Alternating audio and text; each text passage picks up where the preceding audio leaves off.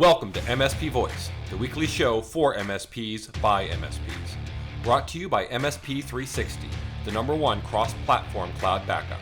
Learn more at msp360.com. This is MSP Voice. Hello and welcome to MSP Voice. This is episode number 67. Today I am joined by Phillip Poarch with Tolar Systems out of Abilene, Texas. Great interview, a lot of fun. There's really good information in the show notes, as well as links to a book that he talks about, and also his excitement for the upcoming Rivian electronic adventure truck. So there's more information in the podcast and the interview about that here at the end. But first, we still have some housekeeping to do. So once again, mspvoice.com is your source for all things MSP Voice. We have some webinars coming up. So first off is actually today, Wednesday, November 20th at 2 p.m. With GMS Live Expert. So they're going to talk about how you can use them to outsource your help desk. So really looking forward to that. Also just announced yesterday that we have another one coming up on December 4th. That is with Smith, Smith.ai, and they're actually a virtual receptionist and chat services. So they're going to talk about how they can actually help you convert leads into sales by utilizing virtual chat services. So definitely check those two out. Feel free to register for those here on the blog. Once again, if you want to be a guest here on MSP Voice, just click the link there, be the next guest, fill out the form, and I'll get you signed up, and we'll do an interview. Next up, some security news. Hackers target ConnectWise Automate.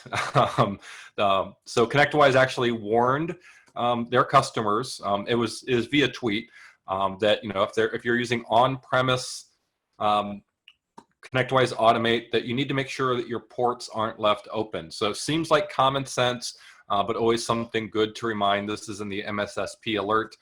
So definitely check this out. If you're running on-prem ConnectWise Automate, check your ports. More information in terms of a breach. This one actually kind of surprised me. I hadn't really seen it much. This was actually from a couple of weeks ago, but a breach of a leading domain registrar could lead to an explosion in phishing scams. So apparently web.com announced that it had discovered a data breach that likely involved millions of customer accounts. Now the good news is no credit card or payment information was stolen, but the personal information of all of these domains, who they're registered to, all that stuff was taken. So obviously bad actors can use this information to simulate those domain names, re-register them, do phishing, all that type of stuff. So definitely something that you want to keep an eye on and educate your customers, to always be careful about what they click on in terms of emails. Acquisition news. Carbonite has been sold for $1.42 billion. And you may remember that Carbonite already had purchased WebRoot. So if you're using WebRoot or Carbonite or both, they are in the process of being sold to OpenText. So I don't really have much to say on this. OpenText is a very much enterprise type company, competitor to things like SharePoint.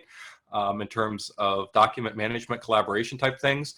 Not sure what this means in the MSP space. I know there's quite a few MSPs that use WebRoot, some that use Carbonite, and I don't know of any. I haven't talked to any MSPs that use OpenText. So it's going to be interesting to see what OpenText does with these two companies. But again, something to keep an eye on as we go forward. Next is another webinar announcement. This one is by our sponsor, MSP 360. They're doing a webinar with NCSoft. I'm actually doing it as well. And it's about ransomware, what to do if disaster strikes. So NCSoft, they're a company that provides threat detection, but they also provide remediation. And they have their CTO, who's Fabian Warsar. If you've ever heard of him or done any research on him, he's very secretive, but that's for a reason, because these bad actors really want to get at him. He thwarts them all the time. They actually write code into their malware that target him and say things to him so that he's going through and trying to decode this stuff. He sees it. So really, really interesting person. That's why his picture here is just an avatar. It's not his actual picture. and he lives in some undisclosed location, but extremely smart. He's cracked a lot of ransomware. So definitely check this out, if for nothing else, just to hear from Fabian in terms of what he has to offer from MCSoft. So with that, I'm now going to go ahead and turn it over to the interview. We should be on track now for the next couple of weeks. Next week, we probably won't have an episode because it is Thanksgiving here in the United States. For the next couple of weeks, we should be good with episodes. I know it's been a while. ConnectWise, IT Nation took some time out there, but we're back now. New episodes. Enjoy this interview with Phillip Poarch with Tolar Systems, and I'll talk to you again soon. Thank you. Hello and welcome to MSP Voice. Today, my guest is Phillip Poarch with Tolar Systems out of Abilene, Texas. Phillip, welcome. Hey, thanks for having me. Thanks for thanks for being on. So, tell us a little bit about Tolar Systems. Sure. Well, our business actually started back in 1999 here in Texas. Okay. And we initially started out doing high-end consulting around security for large enterprise.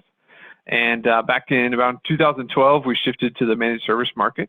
Okay. And took those principles from large enterprise and high security elements like banks, mm-hmm. and brought that down to bite-sized elements for the SMBs. Okay, great. So it's kind of, a lot of times MSPs, go from break fix to the MSP model, and it sounds like you went more from a consulting model to an MSP model. Yeah, that's exactly right. So when we first started, we actually didn't even touch the desktop. Okay. We didn't even sell equipment. And so mm-hmm. we sort of backed into that because people said, well, we don't want to deal with all those elements. So yep. Just take care of that for us. Okay. Now, do you primarily support small businesses, or do you also work with companies that have their own IT as well? We have a few customers where we support their own IT. Mm-hmm. A lot of times that will come in the form of multi-site locations where they okay. have locations in Texas. They're based out of Chicago or they're based out of New Jersey, yeah. and they want us to help put boots on the ground. But we do have other elements where they just need some additional consulting and assistance. But probably 90% of our support is within companies where we're the primary IT department. Okay, cool. And now you said you switched over to this model in 2012. Isn't that also when you joined Tolar? That's right. Yeah, that's very good. So my background came from a telco-related industry doing okay. B2B support with AT&T. And when I joined up with Lance, we saw the opportunity coming down the pipe for managed services. Great. In the market that we're in, technology and new business models are a little bit slower to enter into. And so no one was really doing it in our market. And so we jumped out and took a lot of education to our customers of why don't I just pay you by the hour? That's what mm-hmm. everybody else does. But really once they saw that value, and we actually started signing up really the first customers in closer to 2014. Okay. Is when the managed service model really started, and today that's our only focus for our business now. Great, yeah, and in Abilene itself, I had to look on a map of Texas because I don't know all of Texas geography. I know where the Dallas and Austin and Houston are. So you're in what is it called, Big Country or? Yeah, it's called, they come up with these great affectionate terms, so it's called the Big Country. Okay. Don't know why, but yeah, so we're basically about 2 hours, a little bit more than 2 hours from the Metroplex, that's to the east. Mm-hmm. We're a little bit more than 2 hours from Midland, Odessa, which is a large oil and gas market. Mm-hmm. And we're also not that far from Austin, and San Antonio, those different areas. So we're kind of right in the middle of everything, but it's more of a rural area. Okay. The town itself has about 120,000 people. And then there's surrounding communities that can range from, 50,000 people to 5,000 people. Yeah. So I imagine you probably do, is it mostly small business then that you're out there supporting in your MSP model? Yes, I would say it's mostly small and some medium-sized businesses as well. We have some firms that may only have 5 people, and we have others that may have 200. Okay. But there's not a really large enterprise that's here. Usually that's supported by their own internal IT department, which in some cases we do assist with, but majority of those are going to be, under that 200-person company. Okay. And now, do you specialize in any verticals? Do you go out there and target, specific industries? That's a great question. So we target verticals that are have to deal with compliance. Okay. So legal, medical, obviously, and just professional firms. One thing that we found is our model doesn't always work as well for businesses that serve consumers, so Okay. business to consumer type model. A lot of what we look for, though, not only just in verticals, is also, does the business have a vision to grow? Yeah. Do they have a need for technology? Do they need tools to help them reach the goals that they have, and do they want to invest into that? We actually share with a lot of our customers a book by Les McKeown called Predictable Success. Have you ever heard of that book? I have so it not. talks about so it talks about the life cycles of a business. And so in many cases, businesses that are in this growth trajectory, they really need to invest into technology to reach the goals they have. If they're more towards the other end of that bell curve, it doesn't always make as much sense to invest in technology. Okay. And they're a lot more slow to change as well. So we try to, it's Les McKeown actually, Les McKeown, Predictable Success. Okay. And so we really try to understand what's the maturity of the business, and then what's the technology that needs to be implemented for them. Okay. Yeah, and you mentioned you focus on compliance, areas, and I'm assuming that Tolar's history with some security aspects that you mentioned earlier probably plays into that a bit as well, doesn't it? It does. Yes, because a lot of what we face with our customers, we'll take a rural medical clinic, the HIPAA and high-tech requirements that they're under, it's the same that large hospitals have to fall under. But they have to find ways to pay for that, and what's appropriate for their size. And so we take that information and help interpret that for them to make sure they're in compliance, but also that their technology budget isn't 90% of their operational budget, because they're not going to be able to operate very long if that's the case. Yeah, definitely the case. In terms of software, I'm assuming you have a standard stack that you have now, and do you do like an all-you-can-eat as part of that with your customers, or is each one tailored? So we have a pretty common solution stack. Just for instance, we rolled out some additional security measures just in the last week that we actually did without going back to them asking for more money. Yeah. We just saw the need for increased security, and we knew that would be good for both of us. So in most cases, we have a pretty consistent solution offering that we provide to them. Okay. There may be some cases where there's extra layers of, say, BDR requirements that they have, or other elements that we add on top of it. But we really try to have a very consistent platform to support them from. And so we can provide a much better experience for them with that. Yeah. Now, you said you just rolled out some new security measures. How often do you reevaluate, the software that you're using to, provide support for your customers? Is that something you do annually or biannually or anything like that? That's a great question. I think right now we're looking at it every week. To be honest, we've had, we'll hear about different ransomware attacks that happen. There's actually an MSP, a large MSP in Texas, was impacted by one about 4 months ago that hit lots of counties and cities. Read about and that came through. It came through a Screen Connect vulnerability. Is what it came through. And so one of the things that we talked about at IT Nation 2 weeks ago with ConnectWise, for instance, what are ways that we can lock down products that our vendors provide, but also what are ways that we can really shut the doors and close the windows for our own customers. And so usually that will come in the form of software, but then also in education, because we found that if you have the best tools in the world, but the users aren't educated, they can still get into trouble. Yeah, when they're still going to click on that coupon from Costco that thinks they're going to get $100, from Costco or whatever it is, whatever the flavor is that week, right? Exactly. Yeah.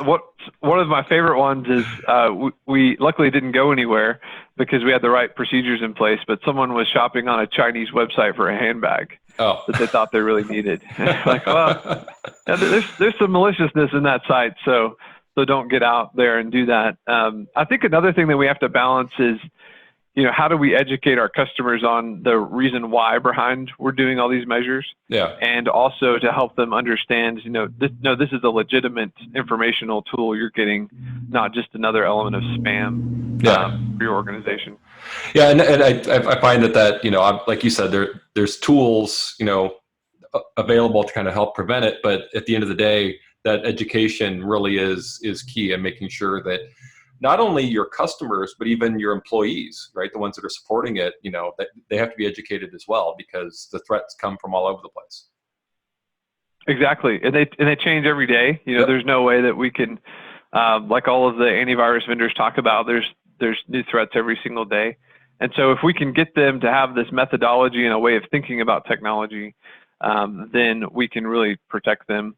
But also looking at ways that we can use more SAML type authentication for applications, and finding ways to even bypass passwords in and of themselves. Office 365 is a great tool, and a lot of MSPs implement that. So do we. Yeah. But the danger of a really good tool is it's a really easy target. Yeah.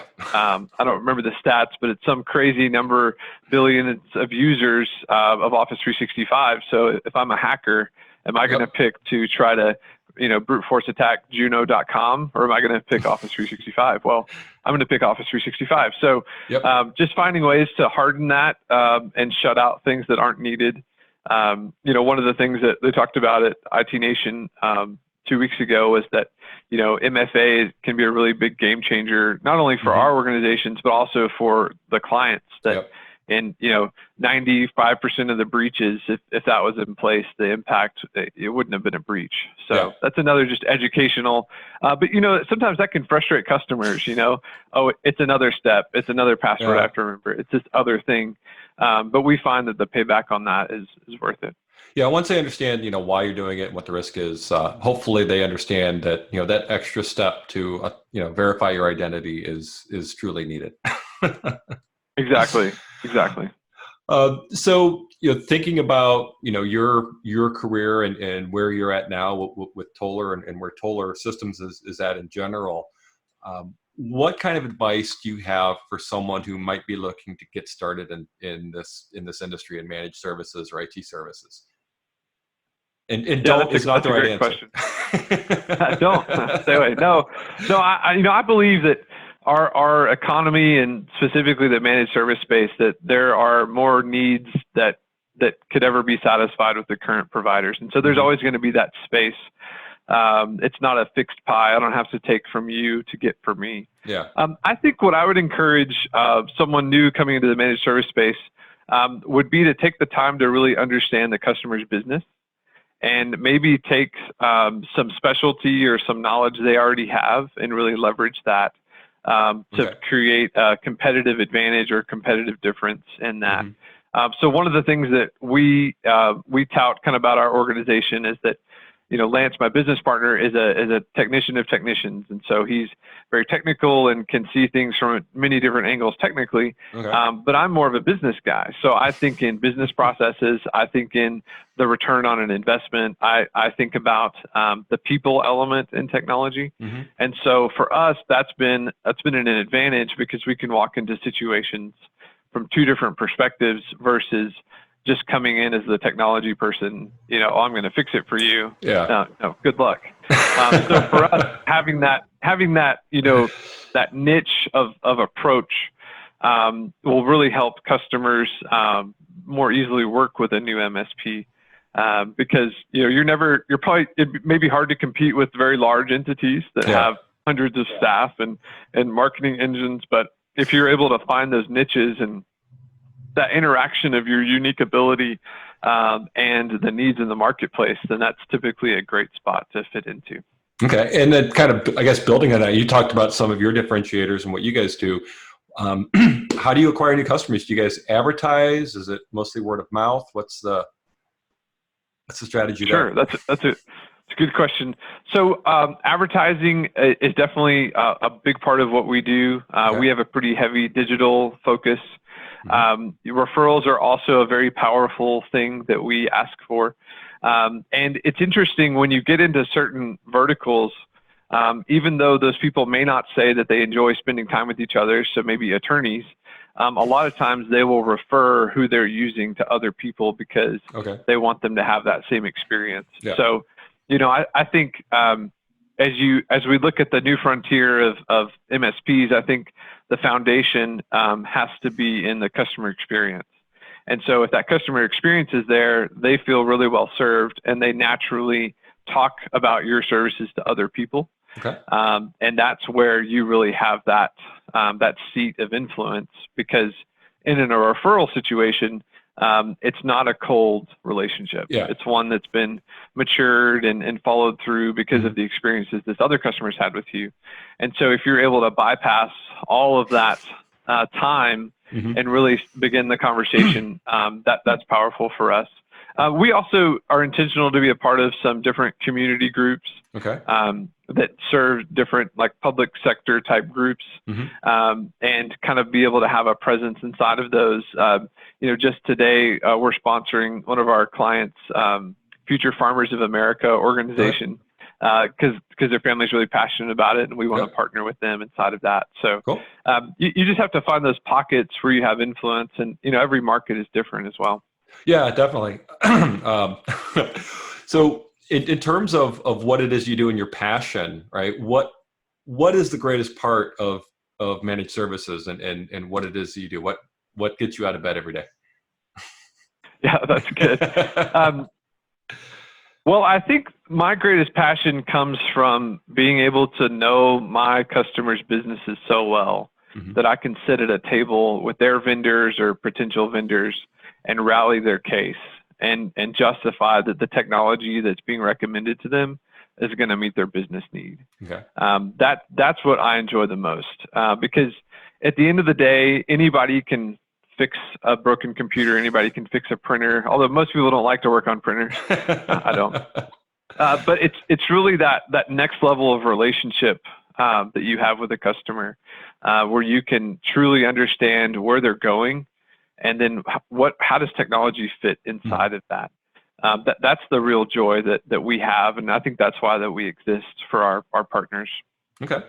What's the worst thing about being in services? I think the worst thing about being in services is what we call service amnesia. And that when you bring on a new customer, the pain that they have in that instance and the things that they can't do, they feel that in that moment. But then as you create this environment where things work really well, they seem to forget where they came from. Yeah. And so you're always kind of chasing your tail a little bit to continue to create this better experience. But every time you're creating better technology. And so I think that's a challenge, but I think that goes back to having that customer experience. Most people hire an MSP because they don't want to do the technology work. And so you have to really justify your value in every interaction that you have with them. Yeah. You can't have a really great sales experience and onboard them and then have terrible service after that, because they're going to go find someone else. Yeah. And so I think for us, it's just that, what are ways that we can change how we operate to provide a better experience? For instance, just this week, we changed our help desk processes to get them to a technician faster and to have more of a live answer. We're going to fix it right now versus a traditional dispatcher model. Okay. And the customers have seemed to really like that. And the whole emphasis of that was, how can we create this better experience as these customers have needs? Okay, great. Service amnesia, that's a new term. I like it. You can trademark that if you want. I may use it, but I'll try to give you credit for it. So, you've mentioned that you were at IT Nation Connect a couple weeks ago, and one of the great things about a conference like that, besides learning about some of the technologies, is the chance to network with peers. And I'm just wondering, in the MSP space, community is a big part of it. And are you actively involved in any MSP communities, whether it's online or offline or anything like that? Sure. So we're a part of the ConnectWise regional groups. Locked and Loaded is what our area is called. And so we'll typically go to all of the local regional events. This was our first year to go to IT Nation or Connect, whatever they're calling it now. And so that was neat to have more of a larger group to see about what's going on. But, almost every conversation that we had or meal or seminar we were a part of, you build that relationship with someone and you ask them questions about their business. Now, most of the time, they're not your next door neighbor, they're in Nebraska or something. Yeah. So it's really easy to share and talk about what you're doing. But just from our last regional event before Connect, we actually went into a specialty service because these guys had explained how easy it was and the value it's been for their business. And we'd been thinking about it, but we had a couple of questions that we could never get answers to. And they said, okay, here's the 2 things you need to know. And we said, great. And so I actually saw that same gentleman at Connect. And I said, hey, since we talked last, we've implemented that. We've sold deals for it. We're rolling with it. Thanks so much for that help and that confirmation of what we needed to do. Cool. And so it's just another example of growing the pie together. It's not a fixed pie. He's a couple of states away, but still, using that collaboration to build both of our businesses. Yeah. That's awesome. That's one of the things I love about the MSP community. So let's switch gears a little bit now. I know you said you're more the business process person, but you still deal with technology every day. So sure. From a technology standpoint, whether it's consumer technology or stuff that you use to run your business, what technologies are you most excited about, either today or stuff that's on the near horizon? That's a really awesome question. I actually have a picture, if I could show you, about some technology I'm really excited about. Sure. Give me 1 second. Okay, so this is, if you can see this is called a Rivian. Do you know about Rivian? No, okay. I know about Tesla and their Tesla's truck. Yes. So you got me on my soapbox now. So one of the technologies that we're really excited about is electric vehicles. Okay. And the autonomy that comes from that. So Rivian that's a picture of a Rivian truck, the R1T. So Rivian was founded by a guy named RJ Scaringe about 2 years ago. Amazon has invested about $800 million into them. Wow. Ford has invested $500 million into them and some other groups. And so they're coming out with the first adventure-based electric vehicle that's a truck. And they're slated to come out of the factories in late 2020. Huh? And so what that picture is our pre-order of that vehicle. I was going to ask if you pre-ordered it. Yeah, we did. We pre-ordered. So we're really excited about that technology, not only what it means for transportation, but just the continued evolution of lithium-ion batteries and what that can mean. Because, that battery technology is going to roll into data centers and different things as that becomes less expensive to create. Yeah. So Lance actually has done some work with a nonprofit in Haiti to install a solar array and a generator-based system that they run this whole hospital off of. And so we're kind of I'm kind of a big car nerd a little bit, and Lance is also kind of has an intrigue and interest kind of in this power generation side. Okay. So, for instance, as a part of our DR strategy, just a couple of weeks ago, we bought some retired military generators that's on a trailer. And so, if we need to power our data center here, or if our customer has a long-term power outage, we can roll that to their site and have them up in a matter of minutes. So, yeah, that's one thing we're really excited about from a technology standpoint.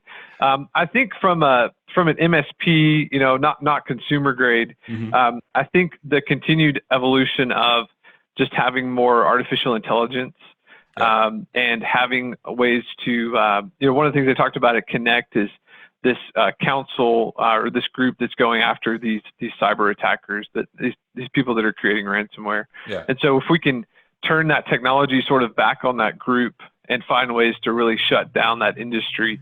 The only reason that the ransomware is so rampant is because they can make money at it. Yep. If everybody had to stop paying them money because they had a good plan in place or never got ransomware, that industry would dry up. But there's still enough weakness in technology and in the marketplace where it's worth it for them to go extort money from people. Unfortunately, there is. So we talked. So my next question is, what technologies are you most worried about? So is it is it sometimes people are most excited about AI, and then they're also most worried about AI or ransomware, those types of things. So, what keeps you up at night? Well, I think what keeps us up right now is probably the cyber attacks that are going after even our own business. MSPs have become a target because these hackers have learned that, if we can hack these people, then they have access to 1,000 machines that we can send our encryption through. Yeah. That's one thing that keeps us up at night. And I think the other thing is just making sure that we're doing the best that we can to protect and educate our customers. We've all had those cases. You either heard about it or experienced it firsthand, where you have a whole network that gets encrypted by ransomware. Yeah. And it's just a painful experience for the customer. It's a painful experience for the MSP. So finding ways to make sure we can really lock those things down is what keeps us up at night. Okay, great. So we're gonna one more switch gears here. It's time for the rapid fire round. So this is meant to be fun. Okay. All right. It's just 5 quick, mostly multiple choice questions. Just the first thing that comes to your mind. Are you ready? I am ready. Okay. First up, Apple or Android? Apple. Okay. Mac, Linux, or Windows? Windows. Okay. You almost said Linux.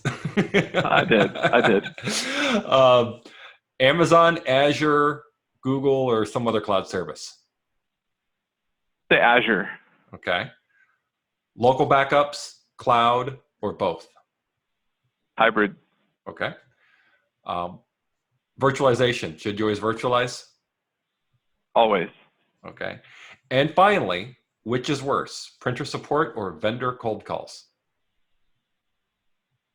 Printer support. I thought you might say that because you mentioned printers earlier. Yeah, see, vendor cold calls, you can set up your PBX to route those out. And there's no, your customer is probably not going to fire you over a vendor call. But printers are, a lot of our industries we support talk about going paperless, and they've made some inroads to that. But I think all of us will be extremely enthused. Unless people are selling managed print, they don't want it to go away. Yeah. But the day in which the traditional printer doesn't have to exist, I think everybody will like that. Yeah, it's been on the horizon for 20 years. I know. Will it ever actually go away? That would be great, but it probably won't happen. Probably not. So before we go, any other last bits of advice for anyone out there listening? I think one thing I would encourage is to be intentional about developing relationships, strong relationships with not only other MSPs, but the vendors that you work with. Mm-hmm. So just like lots of things, there's a lot of different options of backup vendors and cloud service providers for licensing and all these different things. And so I think one thing that can happen is that people look at those as commodities that can be removed in and out of their stack without any pain. And so one thing that we've tried to be pretty intentional about is, instead of flippantly replacing those things and moving from one to the next, taking the time to go back to that vendor relationship that we have and give them feedback about how their offering needs to be adjusted to serve all MSPs and specifically us. And, there are those cases where they can't meet that. Mm-hmm. And so we do find another solution. But I think sometimes you can lose a lot of focus in your business by always changing the formula of how you support. There's always, when you go to something like the Connect event, there's a room with 180 vendors there, and every one of them says they're the best at doing whichever they do, and so you can just have atrophy from that. What do I even select? But I think it's more important to invest the time to build those relationships, learn a set of tools, build those relationships with other MSPs. Mm-hmm. Things like peer groups can be very powerful. And so if you do need to make a change, you can vet that with other people that have gone down that road. I can remember when we first started, this is before we bought ConnectWise, but we bought Sugar CRM because Sugar can do anything. It can do anything in the world. It can be everything we'd ever need it to be. Well, the challenge with that is, by doing anything, you have to create all of it, right? Yeah. It's this blank slate that you go in and create. And so I think we paid for a year or two of that and got into it and realized, maybe this wasn't the best decision. And a few months later after that, we picked up with Manage. So Yeah. No, it always is a challenge when, you see the demo and then, you get to it and it's like, oh no, we didn't realize it's going to take 1,000 hours for us to customize it to make it actually work for us. So exactly. And I think a lot of times that can happen even with our customers as well. Yeah. They get a cold call. These people make a promise they can't fulfill, and they come to us and say, "Hey, we're going to implement this." And say, "Okay, great. What about this?" "Oh, well, we didn't think about that." Yeah. "Well, we already paid for it, so let's go ahead and implement it." So, yeah, just in life, there's always a cost to change. So. Yeah, definitely. Well, Phillip, thank you so much. I've really enjoyed my time with you today, and I appreciate you coming on the show. Perfect. Thanks for having me. All right. Well, hopefully next time we're at an event together, we'll have a chance to run into each other. Yeah, let's make that a promise. All right. Thanks a lot. All right. Thank you.